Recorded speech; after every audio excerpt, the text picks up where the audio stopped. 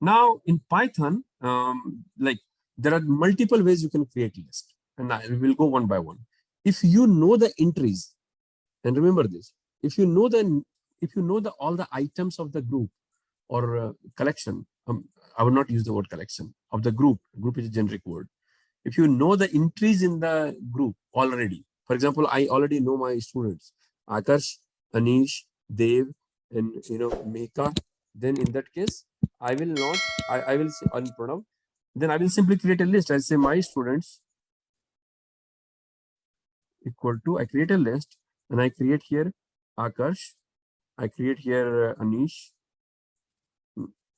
and I create here Dev, I create here Mehika, I create here Pranav. Correct? These are my students. I already know.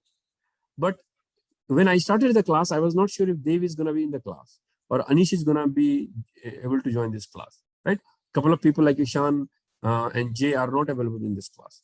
But I know for sure that I have 7 students in this class. Right? So I can start with an empty list also. So this is approach 1. This is, when you know the list already, right?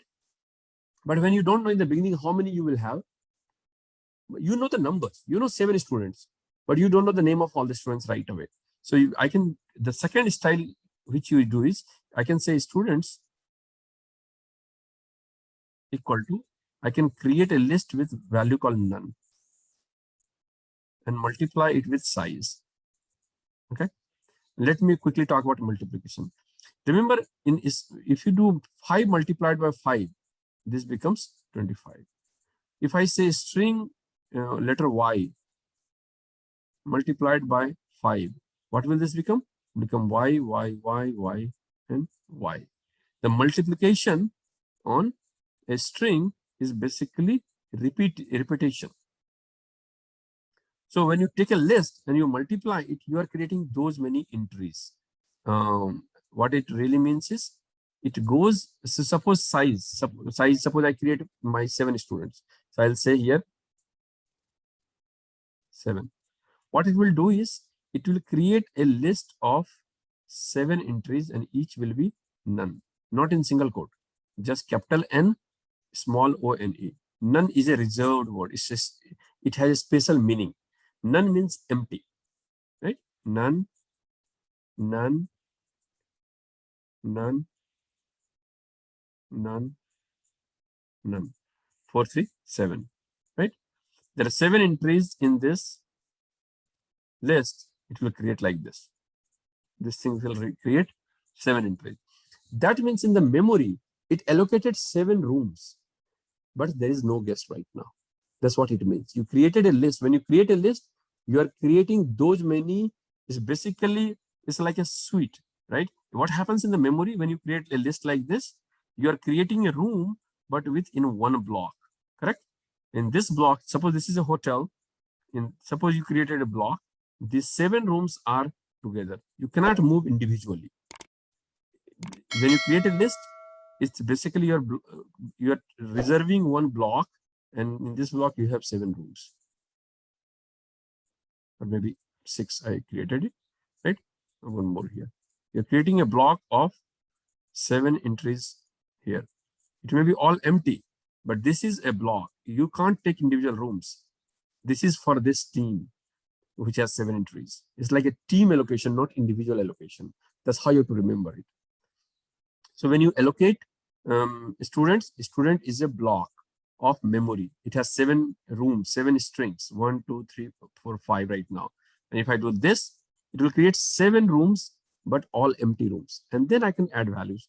So this is second way of doing it. You create, when you don't know the entries, but you know the number. You know there will be 5 people. You know there will be 10 people, right? But you don't know who exactly that is. Then you keep it empty, but you still reserve the space in the memory. So use the none in a list like this and multiply with a number. That's a second style of doing it. Third way of doing it is what pretty typical. The first one is pretty typical. And the third one is when you create an empty list and start adding dynamically, correct? So let's say I will say students equal to empty. When I started the Zoom session, I was by myself in this room. So say this Zoom meeting represents a empty list. When I started, it was empty, right? Then my students started logging in. So what happened is I say students, this list dot append. Append is a action or function on the variable available because I declared it as a list right here. So I can say students dot append and append the value Anish. Anish joined. Then I can say students dot append is a method basically, and I can say Mihika. Then I can say students dot append. I can say Dev, right? Like this. So I can go ahead and add more people on this list. Okay, so that's a third way of doing it. So like quick recap. First way, you know the names up front, then you declare in the square bracket itself, comma separated. Second way is you create an empty list, not empty list, create a list with numbers like 5 or 6 items, 7. It's like a reserve space. That's a second approach. When you say none in a list like this, multiplied by whatever number it is, 10. It will create a 10 room, 10 spaces, right? It will block it. And then you can add values, and I'll show you how to add values. Third one is start with empty and keep adding it. Students dot append, Anish, Mika, Dev, Pranav, and all that. So far so good. Okay. Now, this is how you create a list. Now, once you create a list, you have a list. Sometimes things change. Like you can see, you suppose, like Anish, you started the Zoom session with your dad's name, right?